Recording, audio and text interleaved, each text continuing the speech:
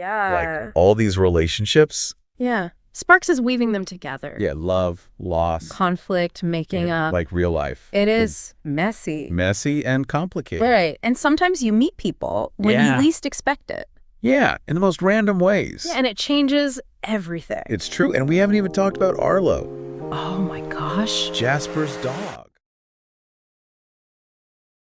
Welcome to Witter. Who Has Time to Read?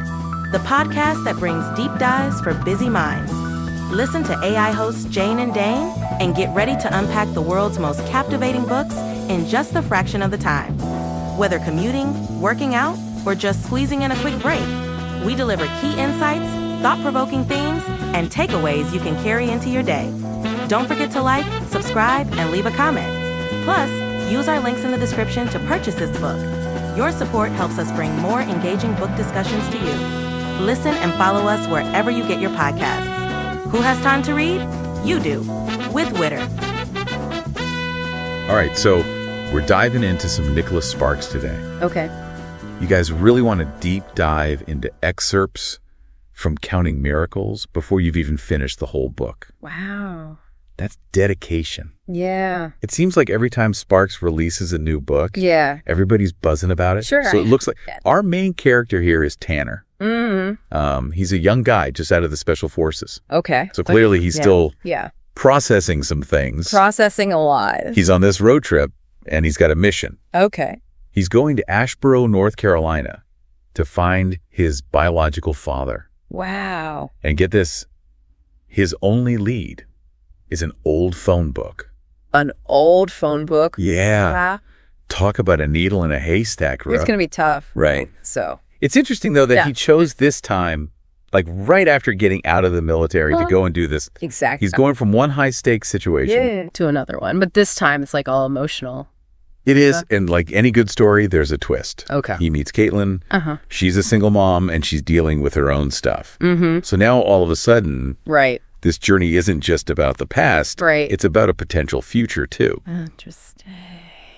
But wait, there's more. Okay. We've got a whole other storyline going on with this older character named Jasper. Mm-hmm. And he lives kind of a secluded life. Okay. And he's got this mysterious connection with a white deer. I feel like that's going to be symbolic, You know the white deer, it often represents purity and new beginnings and all that. Right. But, it's Asheboro. Yeah. Small towns. Yeah. They hold on to tradition, secrets, maybe even some grudges. Right. So I wonder if the white deer is something more specific to this town, Oh, that's a good point. Like it's tied to their past in some way. Right. And it makes you think, how are all of these seemingly separate storylines going to come together? Like, is Tanner's search for his father going to connect to Jasper and this white deer somehow? Yeah. It really does feel like Sparks is giving us these little pieces of a puzzle. Yes. And we have to put it all together. Exactly. And don't forget about all those little hints of conflict. Oh, right. Maybe even danger. Yeah. The Littleton boys, they want to hunt that white deer. Right. So right away they're against Jasper. Yeah. So will this clash get bigger? Right. Will it pull Tanner in? Ooh, good questions. Lots to unpack here. Yeah, let's get back to Tanner. Okay. Like, why now? Yeah. Why is he looking for his father now after all this time? Well, there's this part where his best friend Glenn, he says Tanner needs a home. Right. And it just makes you feel like this isn't just about filling in a blank spot on the family tree. Right. It's like he needs a place to belong. Like he needs roots after moving around his whole life. It's like a missing piece of himself, right? Yeah, like he's trying to figure out who he is. Yeah. And, we all want that. We do. That sense of belonging. Of course. And think about it. He just came from this really structured world with all this pressure being in the military. Yeah. So going from that to civilian life, that has to be such a huge change. That would be tough. So I wonder if him being so methodical with the phone book and the maps, is that him trying to take something that's really emotional, unpredictable even, and make it make sense. Like trying to control it. Yeah, exactly. And it's that military training. It's a part of him, but family. Yeah. It's not a mission you can plan out. Right. It's messy. It's unpredictable. Totally. Remember the part where he visits that guy? Yeah. That he thinks might be his father? Right. And he finds out he's too young. That's got to be so disappointing. Right. Like a reality check. Yeah, like this isn't going to be easy. Exactly. And it's interesting because we know he can handle tough situations. Right. But this is different. Totally. This is personal. It's about his past, his family, maybe even finding out some things he doesn't want to know. Ooh, yeah. And then on top of all that, right, he runs into Caitlin. Talk about a curveball. Right. Yeah. So it seems like their connection starts from this place of both of them being kind of vulnerable. Yeah, and there's that great scene where they talk about their scars, and not just the physical ones Tanner has from being in the military, but the ones you can't see from past relationships. Right. Like, they just get each other. They understand that feeling. Just like they see those hidden wounds. Exactly. It makes me think about how we connect with people who've been through similar things. Yeah. Even if it looks different on the surface. For sure. They both seem to be searching for something. Tanner's searching for his past. Right. But what do you think Caitlin's searching for? That's a good question. Yeah. I wonder. Well, maybe she's looking for stability and love. Yeah. But she's got to be cautious. Right. She's a single mom. Yeah. She's got to protect her kids. Right. And probably doesn't want to get hurt again. She's been there, done that. Exactly. Right. And there's that scene where she finds out about Tanner's money. Oh, yeah. And she's not jealous. Right. But you can tell she's a little wary. Yeah, like concerned. Like, their lives are so different. Totally. Yeah, and she sees how complicated that could get. Exactly. So she's thinking about it all. Yeah. The good and the bad. Weighing the risks. Yeah. The possibility of love. But also the chance of getting hurt. Right. And speaking of tough choices. Okay. Let's get back to Jasper. It's like his story is going at a different speed. It is. Like it's quieter. Yeah. Compared to Tanner's search. Right. What I find interesting about Jasper is that he's strong. He is. But in a different way. Yeah. He's tough because he's been alone. He has. And because he's so connected to nature. Yeah. He's at peace in the woods and with his craft. Right. And with that white deer. Right. It's like this spiritual thing for him. Yeah. Like a symbol. Do you remember that part where he protects it? From the poachers. Yeah. Yeah. It's not just about an animal. It's like he's protecting innocence. Yeah, something pure. In a world that can be really hard. Yeah, a world that's lost its way. Right. And then you've got the Littletons. The Littletons. Who are the opposite of Jasper. Totally. They just want to kill that deer. For fun. Yeah, for sport. It's like they don't care about life. They don't respect it at all. It makes you think about how Sparks uses these simple conflicts to get at bigger ideas. Right. Like in this case, it's about people who use nature. Yeah. Just for themselves. And take what they want. Versus people who respect it. Right. Who understand how important it is. Yeah, like it's sacred. And it's not just nature, right? No, it's not. It's about how we treat other people. Exactly. Like the choices we make. Yeah. And how they affect everyone. And what about how Jasper protects the white deer? Yeah. What if he does the same for Tanner? Oh, that's interesting. Especially if they're related. Right. Like maybe he becomes a father figure to him. Yeah. Someone who can guide him. Right. And that gets back to what family really means.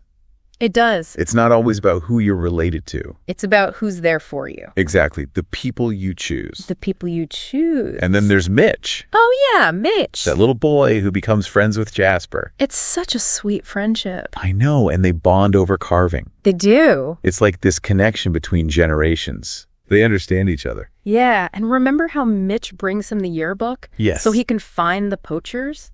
It shows how much he cares. He does. And he's loyal. Yeah. Especially for a kid. It's like Sparks is reminding us that there's still good in the world. There is. That people can be kind. Right. And connect with each other. Even when things feel divided. And you know what else? What? Tanner goes to Jasper's cabin. He does. While he's looking for his dad. Right. I wonder if that's when their paths cross. It could be. That would change everything. Yeah, it would connect them forever. Oh, the suspense is killing me. I know. I need to know what happens. That's the thing about these excerpts. Yeah. They make you want more. They do. They make you want the whole story. It's like we're standing at the edge of a cliff. I love that. Right. Yeah. And we're about to jump. And we don't know what's at the bottom. Exactly. But we can't wait to find out. But we can see some things already. Oh, yeah. Like all these relationships. Yeah. Sparks is weaving them together. Yeah, love, loss. Conflict, making up. Like real life. It is messy. Messy and complicated. Right. And sometimes you meet people when you least expect it. Yeah, in the most random ways. Yeah, and it changes everything. It's true. And we haven't even talked about Arlo. Oh, my gosh. Jasper's dog. Right. We've been so focused on the people. Yeah. We almost forgot about him. But he's more than just a pet. He is. It's like a symbol of love. Unconditional love. Yeah. And being there for someone. And that's really important in this story. It is. Because everyone's searching for connection. Yeah. What if Arlo is the key? The key to what? To figuring out Tanner's past. Oh, wow. Like maybe he leads him to his father. I like that. Wouldn't that be something? Yeah. This dog helping Tanner find himself. That would be amazing. And like finding the answers he's looking for. Finding peace. Yeah. And a place to belong. Right. And not just with his family. Yeah. But with the people he chooses. Like his found family. Yeah. It's like Arlo represents the whole point of the story. He does. Love, connection, and never giving up. Even when things are tough. And so as we finish up this part of our deep dive, I'm left wondering... About what? How's it all going to end? Right. How will everything come together? Yeah. But even with just these little pieces, we can see Sparks is creating something powerful. He is. Something that makes you feel things. Yeah. About family. About finding out who you are. And about hope. Always hope. You know, it's amazing how even with just these little pieces from Counting Miracles, we have so many questions. It's true. It's like Sparks is giving us just a peek, a glimpse into this world full of secrets and longing and second chances. I think what's really getting to me is how each character is looking for something like their own miracle. Yeah, like Tanner. Yeah, he wants to know where he came from. Right, and feel like he belongs. Exactly. And Caitlin is trying to open herself up to love again. Yeah. But carefully. Right. Hoping for a good future. Yeah. One with more joy and less burden. And then there's Jasper. Right. He's lost so much. Yeah. But he finds peace. Yeah. With the white deer and with Mitch. It really makes you think about family. It does. Like, what does it even mean? Right. Is it just blood? Yeah. Or is it more than that? Like what you go through together. Yeah. Feeling what the other person feels. Empathy. Yeah. And just loving no matter what.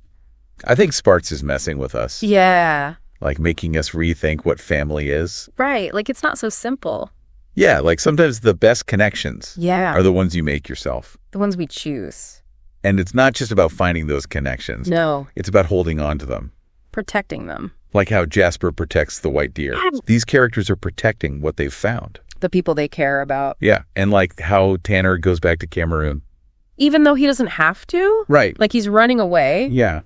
But maybe he's actually facing his past. Oh. You know, proving to himself that he deserves love. He deserves to belong. Exactly. Like he needs to figure himself out before he can really be with Caitlin. And Caitlin, she's hesitant. Maybe because she's scared. Of getting hurt again. Of making the same mistakes. Being a single mom is tough.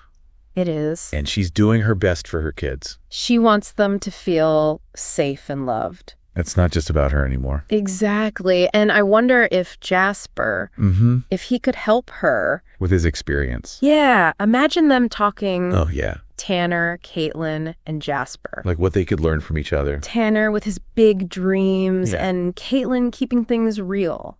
And Jasper. With all that he's been through. Understanding how life works. Yeah, the ups and the downs. It's like Sparks put them together on purpose. He did. This unlikely group. To show us. That family can be anywhere. Yeah, in the most unexpected places. It can help you heal. Yeah, be there for you. Love you, no matter what. And sometimes you just got to have a little faith. Right. Be open to what might happen. Yeah, and then you see the miracles.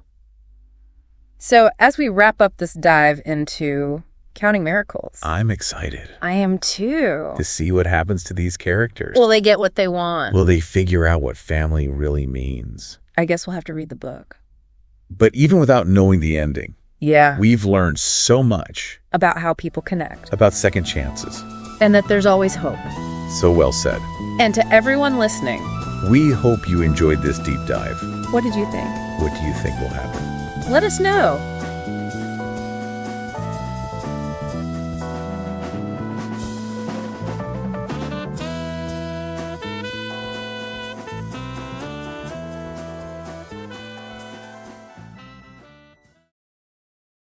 Thanks for listening to Witter, Who Has Time to Read, produced by One Media. Please support the author by purchasing the book or audiobook using the link in the description. It's a great way to help keep the art of writing alive. And stay in the loop. Subscribe to our newsletter for updates on weekly deep dives.